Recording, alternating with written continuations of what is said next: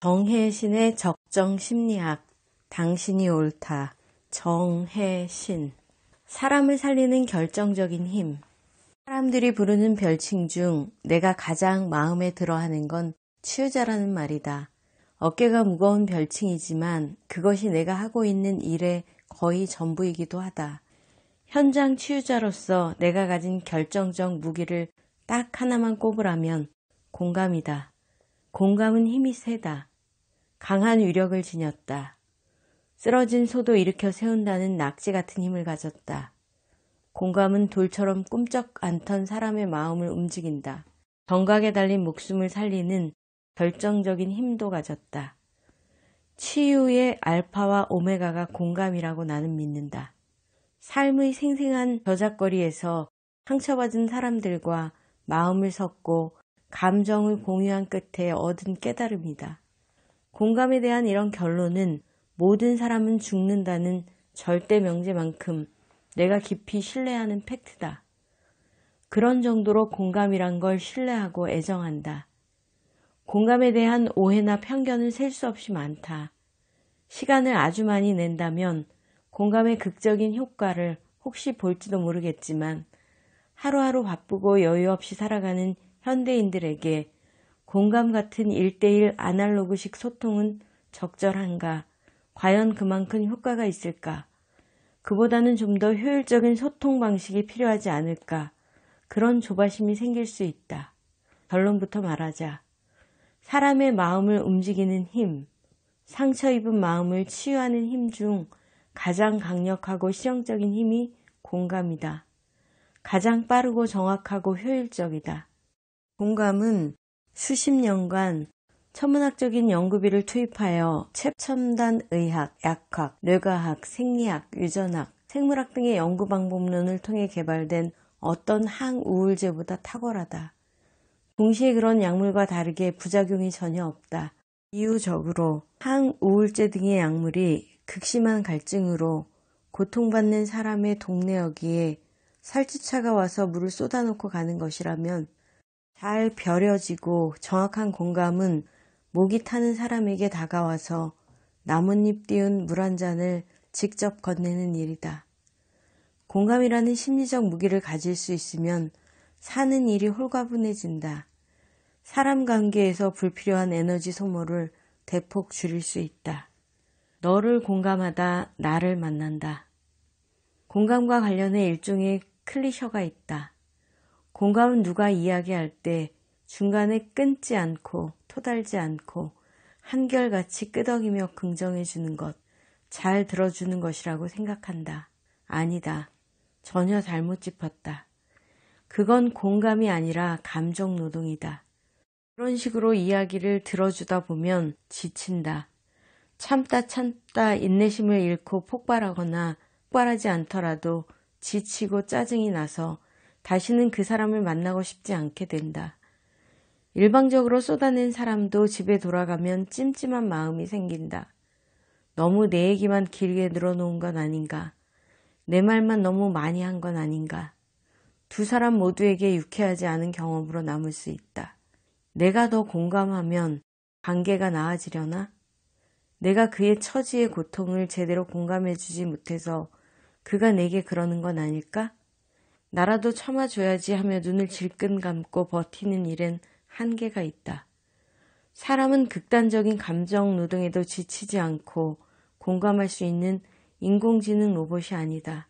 누군가에게 낙지 같은 존재가 되려다 그 전에 자신이 먼저 쓰러지는 소가 된다. 직장인 남자 A가 있다. 그에겐 자기 이야기하는 걸 극도로 꺼리는 20년지기 친구가 있다. 친구는 어린 시절부터 힘든 일이 많았다. 지금도 형제끼리 얼굴도 안 보고 지내는 사실을 A는 안다. 친구의 만성적인 소화불량이나 원형 탈모도 말 안 하고 혼자 끙끙대며 사는 게 원인이라고 생각하지만 내색은 안 한다. 힘들면 술로만 해결하는 친구가 딱해서 A는 일부러 시간을 내서 못 마시는 술도 친구와 마시고 주말에는 영화를 보자고 불러내서 얘기할 틈을 만든다. 그렇게 정성을 들이고 애를 써도 좀처럼 속내를 꺼내지 않는 친구가 서운하기도 했지만 참았다. 어느 날 친구와 둘이 술을 마시다 속내를 슬쩍 물었더니 술이나 한 잔 마시면 풀어지는 거지 무슨 얘기를 자꾸 하라는 거냐고 친구가 짜증을 냈다. 도움을 주려던 마음이 싹 사라지면서 화가 나 자리를 박차고 집으로 돌아왔다. 힘들어하면서도 묻어만 두려는 친구가 한심하고 무능해 보였고 자신의 정성을 쓸데없는 것으로 여기는 친구가 실망스러웠다. 친구를 돕고 싶어서 애쓴 시간이 물거품이 된 것 같았다. 그 얘기를 듣다가 A에게 친구에게 쏟는 정성이 참 특별한 것 같다는 A에 대한 내 느낌을 말했다.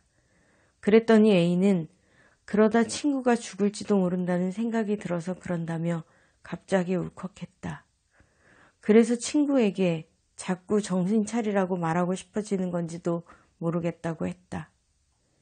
별것 아닌 내 말에 A가 갑자기 울컥하며 자기 속마음을 털어놓은 것은 내게 사람 마음을 움직이는 비법이 있어서가 아니다. A의 이야기에 집중하며 듣다가 그의 존재 자체에 대한 내 느낌을 표현한 말이어서다.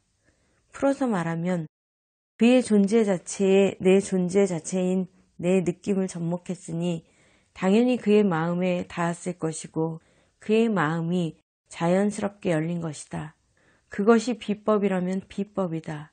A가 계속 자기 속마음을 꺼냈다.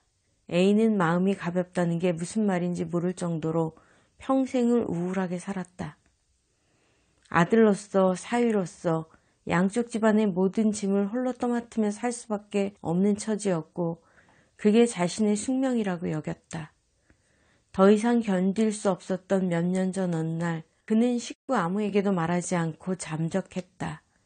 한 번도 가본 적 없는 오지에 처박혀 살았다. 집에선 실종신고까지 하고 난리가 났다. 2달 후 집으로 돌아오면서 A는 더 이상 지금까지 산 것처럼 살 필요가 없다는 생각을 했다. 그 후부터는 거절하며 산다. 그게 자신이나 주변 사람 모두에게 훨씬 낫다고 느껴서다. 2달의 시간이 자기 삶에 없었다면 자기는 죽었을 거라고 했다. 아무렇지도 않은 척 꾹꾹 누르고만 있는 것 같은 친구를 보면 그가 곧 죽을지도 모른다는 두려움이 생긴다고 했다. 2달 이전의 자기 삶이 떠올라 친구도 잘못될까 두렵다는 것이다. 친구가 잘못되면 그럴 줄 뻔히 알았으면서도 돕지 않았다는 죄책감이 너무 클 것 같다고 했다. A가 시작한 친구 이야기는 2달간의 자기 이야기에서 2달 이전의 삶으로 옮겨갔다. 장맛비에 빠르게 불어나는 계곡물처럼 이야기가 넘쳐 흘렀다. 언제나 내가 먼저다. 그는 친구의 고통에 공감하려 애쓰다 자기를 만났다. 오래전 자기를 있는 그대로 대면했고 그 자기에 주목하고 공감하며 눈물을 흘렸다. 그리고 나서 홀가분해졌다. 그 후부터 친구를 만나도 마음이 조급해지지 않는다. 화도 별로 안 난다. 그 친구만의 속도가 따로 있겠거니 받아들일 수 있게 됐다. 친구가 자신의 진심을 알고 있으니 준비가 되면 언제든 자신에게만큼은 털어놓을 거라는 여유를 보이기도 했다. 친구에 대한 안타까움과 오래전 자기 삶에 대한 안타까운 감정이 내 것인지 모르게 뒤섞여 혼란스러웠던 것이 분리된 것이다. 공감은 상대를 공감하는 과정에서 자기의 깊은 감정도 함께 자극되는 일이다. 상대에게 공감하다가 예기치 않게 지난 시절의 내 상처를 마주하는 기회를 만나는 과정이다. 이렇듯 상대에게 공감하는 도중에 내 존재의 한 조각이 자극받으면 상대에게 공감하는 일보다 내 상처에 먼저 집중하고 주목해야 한다. 스스로에게 따뜻하게 물어줘야 한다. 언제나 나를 놓쳐서는 안 된다. 언제나 내가 먼저다. 그게 공감의 중요한 성공 비결이다. 공감하는 일은 응급실 당직 의사처럼 상대에게 의무적으로 해야 하는 일이 아니다. 그럴 이유가 하나도 없다. 의무가 되면 결국 내가 먼저 나가 떨어진다. 너를 공감하는 일보다 더 어려운 것이 나에게 집중하고 나를 공감하는 일이다.